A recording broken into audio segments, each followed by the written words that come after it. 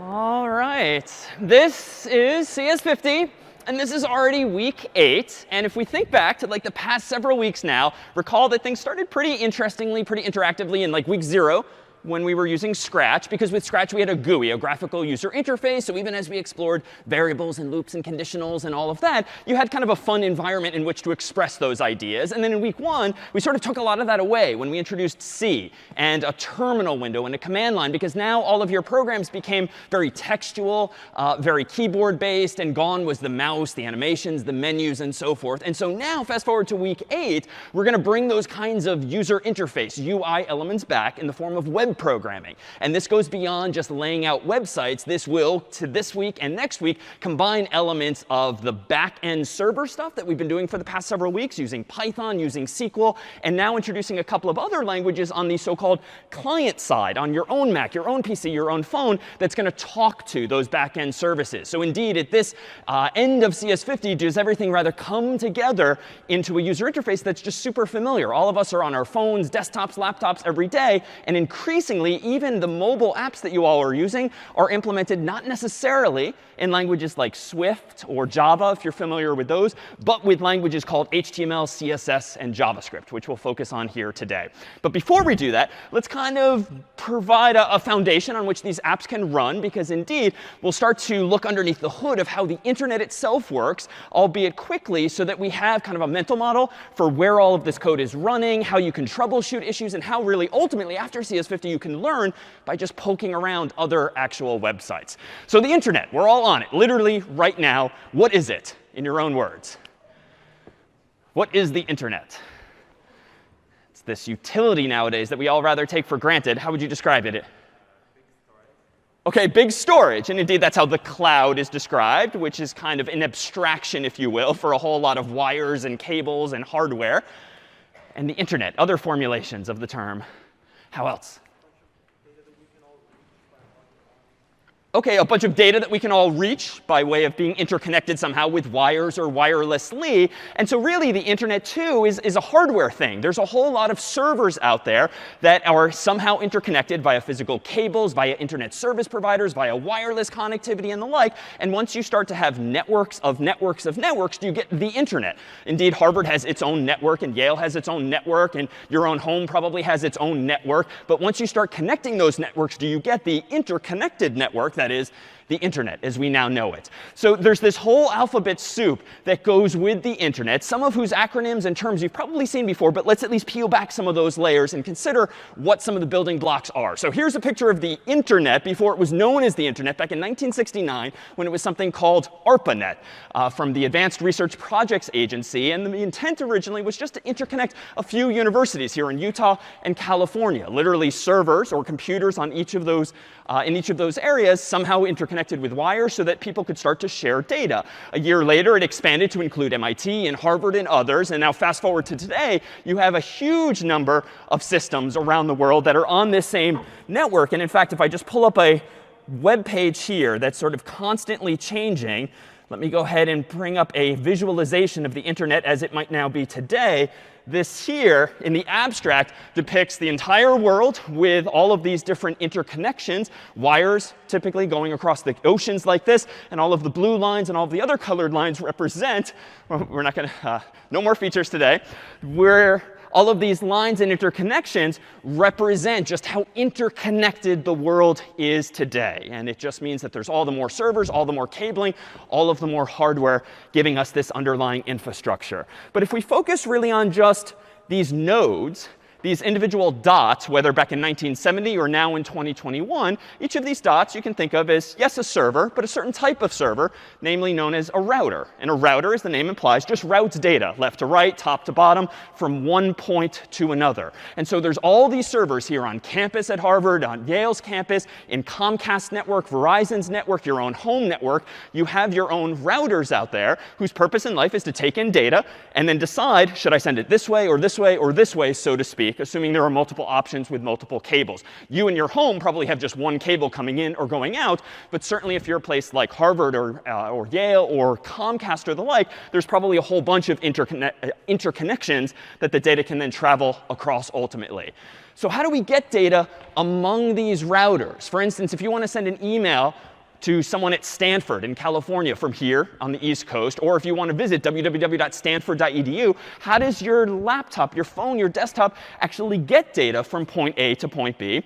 Well, essentially, your laptop or phone knows when it boots up at the beginning of the day what the local router is, what the address of that local router is. So if you want to send an email from like my laptop over here, my laptop's essentially going to hand it to the nearest Harvard router. And then from there, I don't know, I don't care how it gets the rest of the distance, but hopefully within some small number of steps later, Harvard's router is going to send it to maybe Boston's router, is going to send it to California's router, is going to send it to Stanford's router until finally it reaches Stanford's email server. And we can depict this, actually, how about a bit playfully. Thankfully, the course's staff kindly volunteered to create a visualization for this using a familiar technology. So here we have some of our TFs and TAs and CAs present and past. Let me go ahead and full screen this window here. Give me just a moment to pull it up on my screen here. And we'll consider what happens if we want to send a packet of information from one person or router, namely Phyllis in this case in the bottom right-hand corner, up to Brian in this case in the top left-hand corner. So each of the staff members here represents exactly one of these routers on the internet.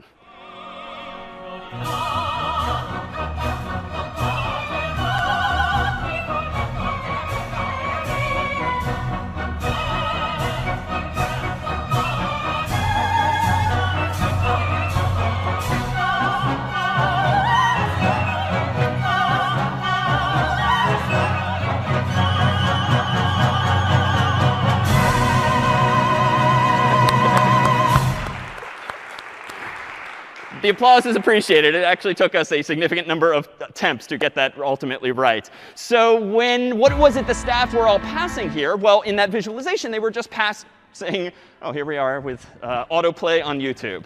Here we have next.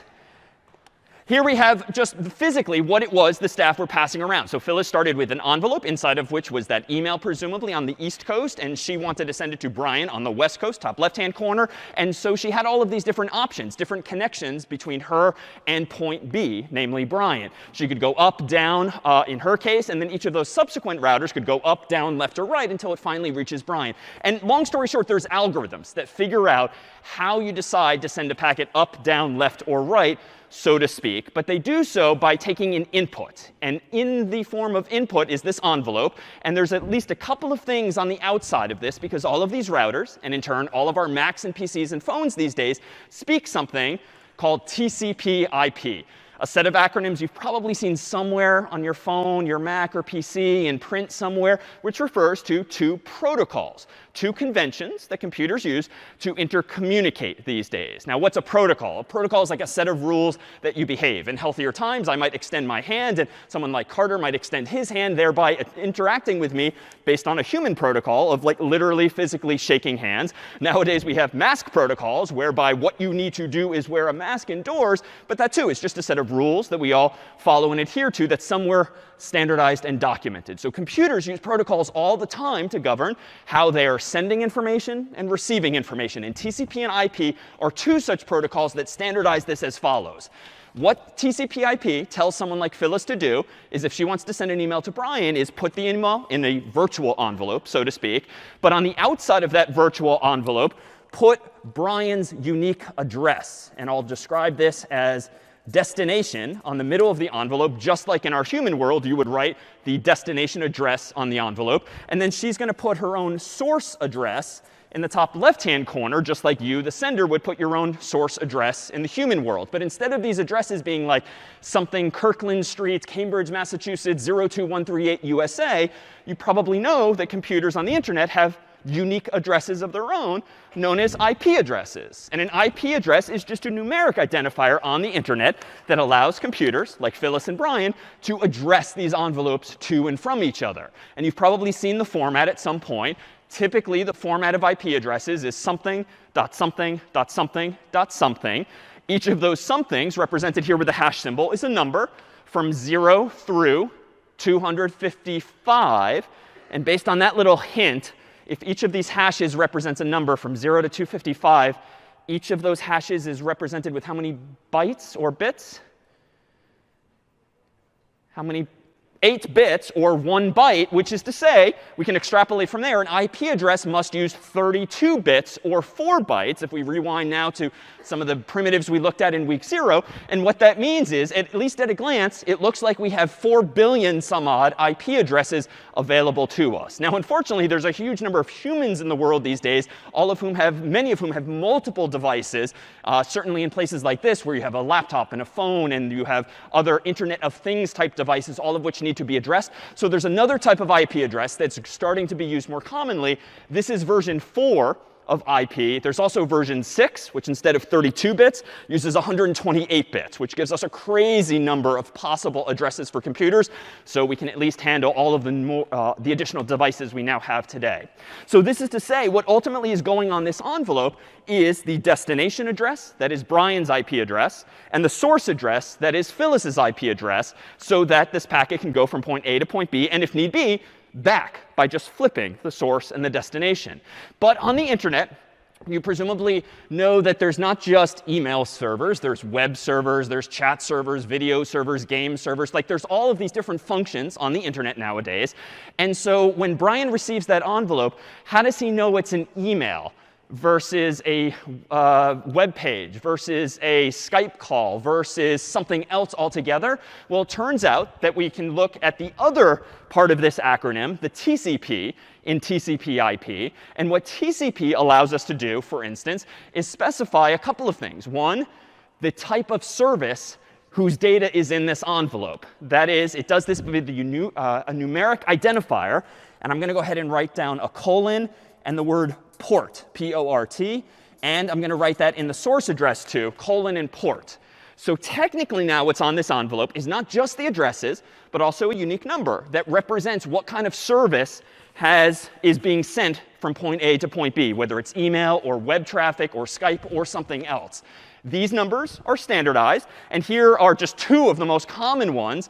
Not even in the context of email, but in the context of the web. Port 80 is typically used whenever an envelope contains a web page, or a request, therefore.